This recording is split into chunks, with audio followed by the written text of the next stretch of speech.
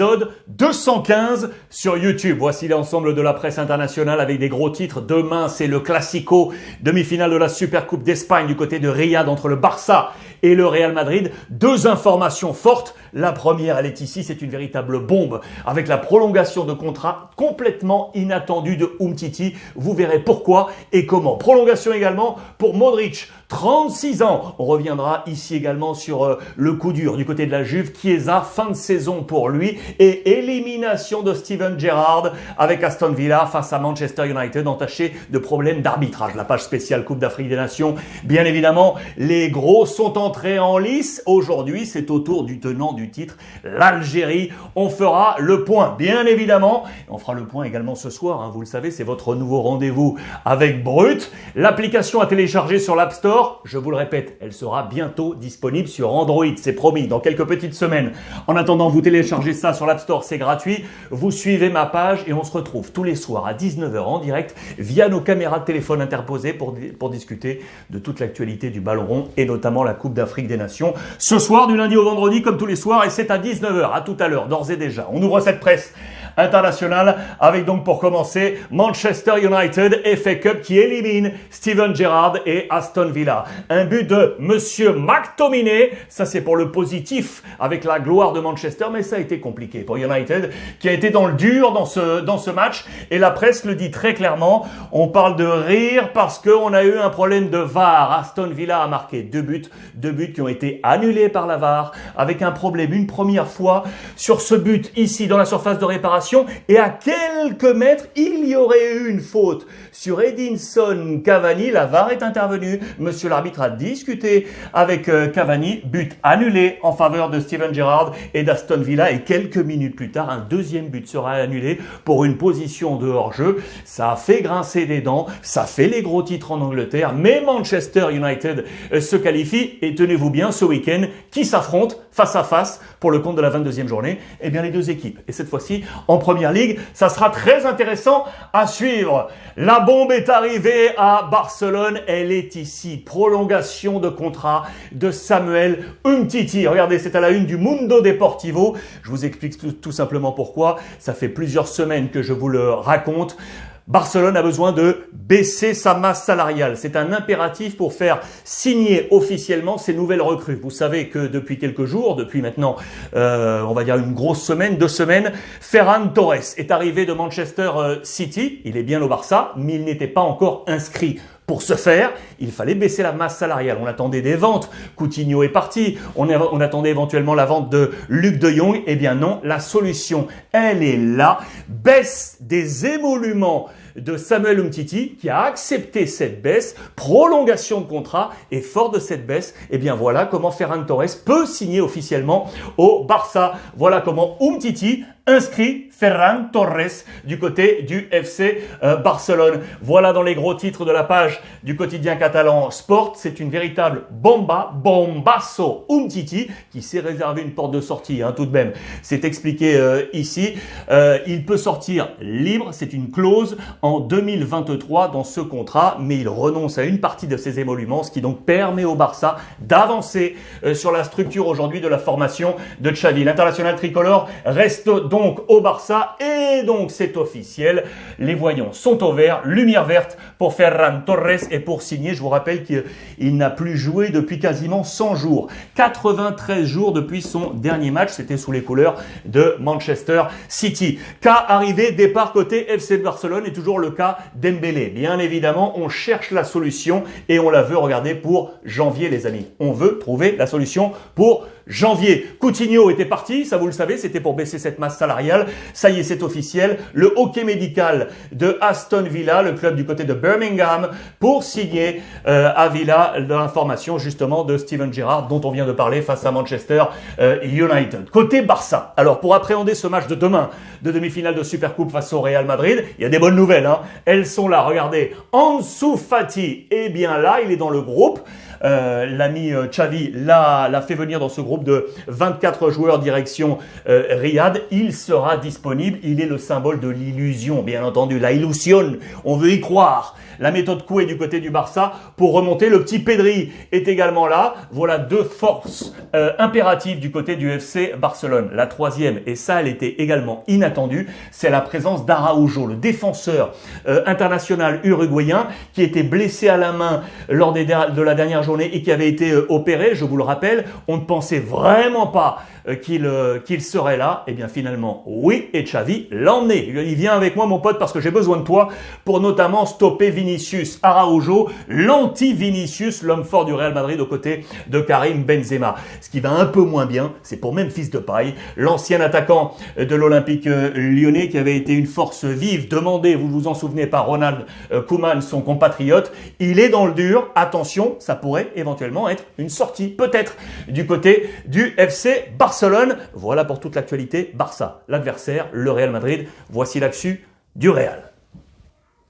Un homme à la une de la presse du Real Madrid avant cette demi-finale de Supercoupe d'Espagne du côté de Riyad entre le Real et le Barça. C'est Luka Modric, 36 ans les amis. Et il va prolonger. Le cerveau du Real Madrid. Regardez, les deux hommes se sont affrontés sur la pelouse. Modric avec Xavi, il est aujourd'hui entraîneur et il le retrouve une nouvelle fois sur sa route. Un an de plus pour le père Luka Modric et ce donc jusqu'en 2023. 36 ans, il est énorme. C'est l'un des cerveaux du Real Madrid et il va poursuivre son aventure démarrée en 2012-2013 en provenance de Tottenham. On s'en souvient, il est toujours là et il est frais comme un gardon. Tous les contrats du Real Madrid sont en train d'être affinés. Ce qui est sûr, c'est que certains vont partir, et notamment 3 hommes, les amis. À la fin de la saison, Bale, Isco et l'emblématique Marcelo qui devrait quitter le Real Madrid au terme de cet exercice. Modric qui est donc au cœur de ce système madrilène avec ses deux acolytes, vous les connaissez, c'est la salle des machines. Casemiro, Modric face à Toni Kroos, c'est une bataille de cerveaux, cerebros, parce qu'ils sont les 3 madrilènes face au cerveau bien évidemment Xavi qui veut aller truster ce titre de Supercoupe d'Espagne. Sachez que pour la petite histoire, dans les colonnes de Marca, on l'apprend ici, quand il était jeune, le père Xavi, un scout du Real Madrid était venu l'observer et discuter avec son entourage pour éventuellement le rapatrier du côté de la capitale. On connaît la destinée ensuite du père Xavi, mais c'était pour la petite histoire. Je vais vous montrer ça côté Real Madrid parce que Vinicius, je vous en ai parlé, si Araujo sera sur sa route, il compte bien une nouvelle fois marquer de son empreinte ce match. Lui qui est en train de cartonner cette saison, il est en train de défier tous les paris et notamment les paris que lui avaient mis en rigolant ses proches. Il lui avait dit, Vini, il va falloir que tu mettes 12 buts cette année. Il avait dit, ok, il en est déjà à 14. C'est vous dire s'il est en train de passer les différents cuts. On va avoir un super duel d'ailleurs, un super classico insolite. Vinicius, 21 ans. Alves, 38 ans, 21 ans, 38 ans sur le même côté. On va se régaler, ça dans la dualité de ce grand match. Vinicius qui pourra bien évidemment compter à ses côtés sur le grand frère, monsieur Karim Benzema, le capitaine, le patron. Regardez les amis, il n'est plus qu'à 7 buts, de la montée sur le podium des meilleurs buteurs de l'histoire du Real Madrid. Cristiano 450, Raúl 323, Di Stefano 308, Benzema 301. C'est un monstre, il est là et il sera là face au Barça. Le Real Madrid qui est en tête, je vous l'ai dit hier, la Ligue des Champions déjà face au Paris Saint-Germain. Quelques infos Paris à vous montrer. On a un problème d'équilibre au milieu, ça vous le savez, côté Paris Saint-Germain. Leonardo cherche une pépite au milieu terrain, autour de Marco Verratti. On cherche le juste milieu, vous le voyez, pour trouver cet équilibre et cette maîtrise enfin du côté du Paris Saint-Germain. Dans les colonnes du Parisien aujourd'hui en France, le bricolage permanent au milieu et pourquoi pas aller compter, s'appuyer sur les petits jeunes. Ils ont été bons là dans le match la semaine dernière, les 2 minots de 18 ans, Simons et Michu, la jeunesse émancipée qui pourrait s'inscrire dans les plans futurs du Paris Saint-Germain. Affaire à suivre. On va aller du côté de la CAN, mais dans un instant seulement. Direction tout d'abord l'Italie avec la grosse mauvaise nouvelle pour la Juve, la blessure et la fin de saison pour Chiesa les amis. Fin de saison pour Chiesa, c'est le gros couac du côté de la Juventus de Turin. C'est à la une de la Gazzetta dello Sport. Il est là, genou gauche. On est touché au ligament croisé et on s'interroge du coup sur les solutions offensive à trouver du côté de la Juve, ici calée pour espérer remonter sur ses places de Ligue des Champions. Fin de saison donc pour Chiesa, le genou gauche a donc été touché. Il y a une grosse solidarité qui s'est lancé autour de lui avec le hashtag Forza Federico autour de lui. Ligament croisé, vous le voyez ici touché. Je vous ai zoomé sur ce schéma pour bien percevoir où est-ce que ça se trouve. Ce qui est certain, c'est que donc saison terminée pour lui. Et avec le hashtag, regardez, même les grands rivaux de cette Serie A, l'Inter, l'AC Milan, ont adressé un message de solidarité pour Federico Chiesa et bien évidemment la Nazionale, l'équipe italienne. Avec cette photo de Chiesa, on lui souhaite un prompt rétablissement et de revenir au plus vite. Ce qui est le gros problème aujourd'hui pour Max Allegri, c'est que Chiesa était l'un de ses artisans offensifs et on manque de buts à la Juve. Il faut trouver des solutions. C'est le SOS attaque. Regardez du côté de Max Allegri. Alors, quels sont les hommes en pole position? Toujours les mêmes dont on parle depuis un petit moment. Le père Scamacca de Sassuolo. On parle également de l'Iranien qui est ici, Azmoun, que vous connaissez, qui joue du côté du Zénith, plus Martial, le français. Voilà des solutions un poil low cost, peut-être possible pour aller vite du côté de la Juventus de Turin pour répondre à ce SOS attaque. C'est une affaire à suivre du côté de la Juventus. Ce qui est sûr, c'est que la Juve, depuis un petit moment, les amis, baisse par rapport aux deux équipes de Milan. Regardez ça, c'est très intéressant, historique, depuis la saison 2018-2019 où la Juve avait été sacrée championne avec Cristiano Ronaldo et Max Allegri, avec une large distance sur les deux équipes de Milan. C'est ici un baromètre. L'Inter a été avec Spalletti et Milan avec Gattuso. Et puis petit à petit, eh bien, la Juve va descendre et les deux équipes de Milan monter. Regardez tout d'abord l'Inter qui va recoller ici à la Juve. L'Inter avec Conte. La Juve est alors guidée par Sarri. Et puis Pioli est arrivé du côté de l'AC Milan et qui va commencer son travail. On était alors toujours à quai en 19-20. Et puis la saison passée, 20-21, regardez, la Juve va passer derrière les deux équipes de Milan. Pioli, le travail fonctionne, ça passe devant, Conte, sacré champion, et la Juve avec Pirlo est passée derrière. La décadence de la Juve pour aujourd'hui être derrière une nouvelle fois les deux équipes de Milan qui trustent, vous le savez, les deux premières places. Très intéressant de voir cette évolution. Ce qui est certain, c'est que l'AC Milan va espérer remonter. On va notamment compter sur le couloir gauche. C'est l'un des meilleurs couloirs européens. Ce couloir gauche avec le français, l'ami Théo Hernandez et Leao. Regardez l'ancien de la Ligue 1 également qui est là. On fait une comparaison avec d'autres couloirs gauche en Europe, notamment du Bayern Munich, Gnabry, Alphonso Davies, Liverpool, Sadio Mané avec Robertson ou encore le Real Madrid avec Vinicius associé au français Ferland Mendy. Ça, c'est un top côté à l'AC Milan. Mercato d'ailleurs avec l'AC Milan, vous le savez, on cherche un défenseur central. On avait parlé de Botman de Lille, mais Lille ferme la porte. Pour l'instant, pas de prêt de Botman du côté de l'AC Milan. Et du coup, autre solution, eh bien, on pense, vous le savez, à Diallo du Paris Saint-Germain. On penserait à Eric Bailly de Manchester United également, plus Ake de Manchester City. Affaire à suivre pour savoir quel sera le défenseur central de l'AC Milan. Je vous donne une mauvaise nouvelle maintenant. Ça grince des dents, c'est pour un ancien de l'AC Milan, c'est Shevchenko. On est dans le dur.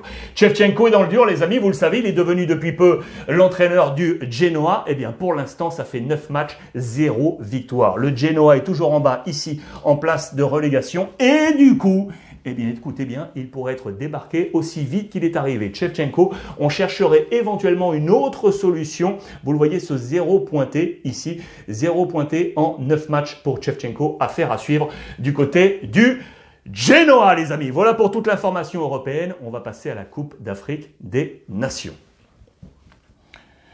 La Coupe d'Afrique des Nations avec le J3. Aujourd'hui, les amis, je me permets ainsi de saluer tous les copains du continent africain qui m'envoient énormément de messages et notamment les copains camerounais, pays hôtes, bien évidemment, qui peuvent suivre toute l'actualité de la CAN avec les copains de CRTV, plateforme digitale qui vous propose absolument tout sur cette Coupe d'Afrique des Nations. Voici l'ensemble de la presse d'ailleurs, principalement camerounaise aujourd'hui. On va y revenir avec la réussite de ces 3 premiers jours, l'entrée en lice des favoris favori avec le tenant du titre, l'Algérie. Et puis je vous emmènerai à la découverte d'une petite pépite. C'est aussi ça, la Coupe d'Afrique des Nations. On va commencer avec cette réussite. Regardez, fier d'être Camerounais, et ce journal satirique est très sympa avec ce We Did It et le président Paul Biya qui est ici au cœur du stade Olembe. Pour l'instant, les amis, c'est un sentiment de grande fierté qui anime le Cameroun parce que c'est une pleine réussite, c'est une véritable fierté pour le Cameroun sur 3 plans, on va le dire ainsi.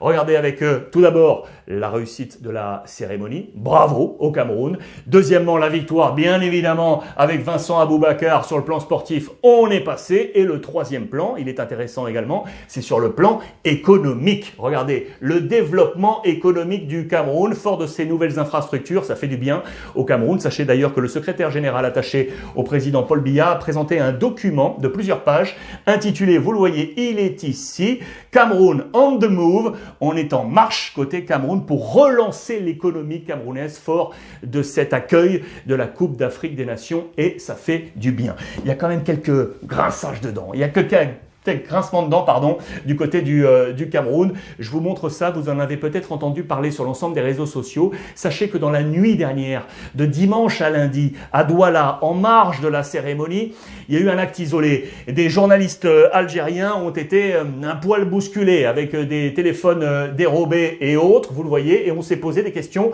autour de la sécurité. Je dis bien, ce sont des actes isolés pour l'instant, fort des retombées que nous avons également de nos envoyés spéciaux sur place. Je pense à nos copains de Brut qui sont sur place, tout se passe très très bien. On a marqué de l'indignation et de la solidarité, mais tout va mieux. Regardez d'ailleurs, ça a été posté. Voici les 3 journalistes algériens. Tout va bien, ils nous font le signe. Tout est réglé du côté des journalistes algériens. D'ailleurs, sachez que le président de la FECAFOOT, monsieur Samuel Eto'o, s'est entretenu avec le président de la fédération algérienne avec un message très très fort. C'était télévisé pour dire tout simplement, ce n'est pas ça l'hospitalité camerounaise. On peut vous assurer que tout se passe bien. C'est un bon geste salué de la part de Samuel Eto'o. D'ailleurs, au sujet du président de la FECAFOOT, il y a eu une petite interrogation quant à sa présence au cœur de la cérémonie d'ouverture de cette Coupe d'Afrique des Nations. On a parlé notamment qu'il aurait pu être privé de certains honneurs protocolaires. Vous le savez, normalement on est présent en tribune présidentielle. Il était initialement présent et puis il s'est déplacé ensuite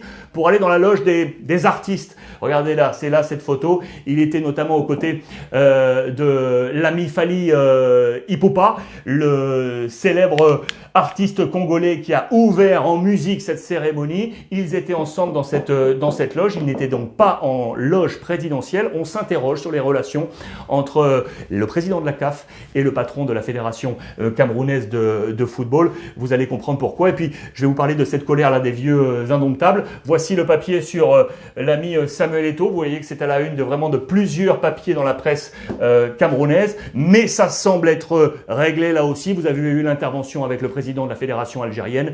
Le président de la FECAFOOT est bien en place et il drive le football camerounais aujourd'hui, monsieur Samuel Eto'o. Il peut donc notamment compter sur les vieux lions indomptables qui sont réunis dans un comité pour participer à l'essor du football camerounais. Il y a des grands noms, hein. Roger Mila qui est ici, Jean-Paul Akono pour ceux qui le connaissent, médaille d'or aux Jeux de Sydney en 2000. Il y a du Lucien Métomo, bien entendu. Ils sont tous alliés à Samuel Eto'o. Eux aussi veulent bien qu'on rappelle leur rôle. C'est pas un rôle de bénévolat. Ils sont actifs aujourd'hui à la bonne tenue de cette Coupe d'Afrique des Nations. C'est important. Il faut soutenir comme ça les anciens et je pense notamment à cette équipe des vieux lions indomptables. En attendant, le Cameroun, je l'ai dit, s'est imposé dans ce match d'ouverture. 2-1 face au Burkina Faso.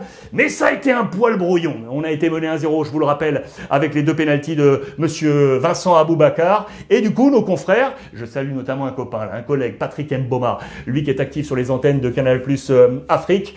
Il parlait de ce match, lui l'ancienne gloire également du football camerounais. Il y a peut-être des choses à régler là dans certains secteurs et envoyer un peu plus de niaque pour aller se lancer pleinement dans cette Coupe d'Afrique des Nations. C'est le message de Patrick Mboma. Vous voyez, on a été un poil brouillon du côté du Cameroun. Deuxième match, ce sera jeudi face à l'Éthiopie. À voir comment ça va se passer. Je vous l'ai dit, je profite également de cette page pour vous présenter des talents. Peut-être que vous ne connaissez pas très bien. En Afrique, je sais qu'on le connaît, lui. C'est ici, c'est Nuhu Tolo, les amis. Nuhu Tolo, il est dans le dans le team de Tony, d'Antonio Conceição, le sélectionneur camerounais. Alors je vous explique, il a 25 ans, c'est un natif de Douala. Pourquoi vous ne le connaissez pas ou peu en Europe? C'est qu'il joue en MLS du côté de Seattle Sounders. Mais il est en train de prendre la place dans le 11 sur le poste de latéral gauche. Pourquoi? Parce que durant les dernières semaines, Ambroise Oyongo Bitolo de Montpellier a été blessé à ce poste. On a eu plusieurs essais, je pense notamment au natif de Yaoundé, Chamba, ou encore Dawa Chokonte, le natif de Colombes,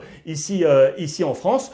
Ça a plus ou moins fonctionné, on a fait l'affaire, mais on est allé chercher le petit Nuhu Tolo qui avait été lancé pour la première fois en équipe nationale en 2017 par Hugo Bross. Et puis, l'homme formé du côté des Rainbows de Barenda s'est imposé dans ce groupe. Il devrait s'imposer, c'était son premier grand test. Il a été bon, c'est une affaire à suivre dans cette Coupe d'Afrique des Nations. Retenez bien son nom, Nuhu Tolo, Seattle Sounders, très intéressant. Il y a de la concurrence à ce poste, avec le retour de Yongo Bitolo bien entendu, plus je pense à Enzo Ebossé du SCO d'Angers, affaire à suivre. Mais retenez bien ce nom, les amis. Hier, le Sénégal, c'était l'entrée en liste également des favoris, s'est imposé, je vous le rappelle. Là aussi, victoire 1-0 avec un but à la 97e minute sur penalty de Sadio Mané, qui a été élu MVP, le joueur de Liverpool, pour délivrer, vous le voyez, le Sénégal pour les Lions de la Teranga d'Aliou Cissé. Les grands entrés en liste, les favoris, avec donc aujourd'hui, en plus du Sénégal hier, regardez, ils sont là, les Égyptiens en tant que favoris, plus... bien évidemment, on va parler de l'Algérie. L'Algérie, c'est aujourd'hui 14h. Si vous regardez cette revue de presse, peut-être dans un deuxième temps, l'Algérie a ou aura déjà disputé son match très attendu face à la Sierra Leone. Il y a des hommes forts, notamment 4 du côté de l'Algérie qu'on a mis sous le feu des projecteurs aujourd'hui. Dans les colonnes du quotidien L'équipe, les 3 premiers avec Zerouki, Rami Zerouki, 23 ans, né aux Pays-Bas, formé du côté de l'Ajax. Il évolue aujourd'hui à Twente aux Pays-Bas. C'est lui la nouvelle boussole du milieu de terrain de l'Algérie, le remplaçant, grosso modo, le successeur de Guedouira qui tenait l'équipe d'Algérie en 2019. Puis le mentaliste, lui, je vous en ai déjà parlé, Zorgan, le milieu de terrain de 22 ans qui évolue en Belgique à Charleroi, très intéressant également à suivre. Plus, on va parler maintenant d'attaque, un homme que vous connaissez, West Ham, c'est Benrahma, 26 ans. Voilà les 3 premiers hommes forts du côté de l'Algérie. Le 4e, c'est Slimani, très attendu également, le meilleur buteur de l'histoire de l'Algérie, qui est pas en meilleure forme du côté de l'Olympique lyonnais. On lui souhaite la meilleure canne possible pour se relancer. C'est difficile. Pour l'instant, sa saison du côté de l'Olympique lyonnais, c'est une affaire à suivre. Pour preuve, regardez dans les colonnes de l'équipe, ça c'est dans le Parisien aujourd'hui en France. L'OL, pas de neuf. Lui de Lyon, on nous dit que pour l'instant, on n'arrive pas à trouver des solutions au poste de numéro 9. On attendait Slimani comme une solution. Pour l'instant, ce n'est pas le cas. Espérons-lui d'autres destinées du côté de l'Algérie avec cette Coupe d'Afrique des Nations. Voilà les amis pour ce point complet. Je vous le rappelle d'ailleurs, n'oubliez pas qu'avec CRTV, vous ne manquerez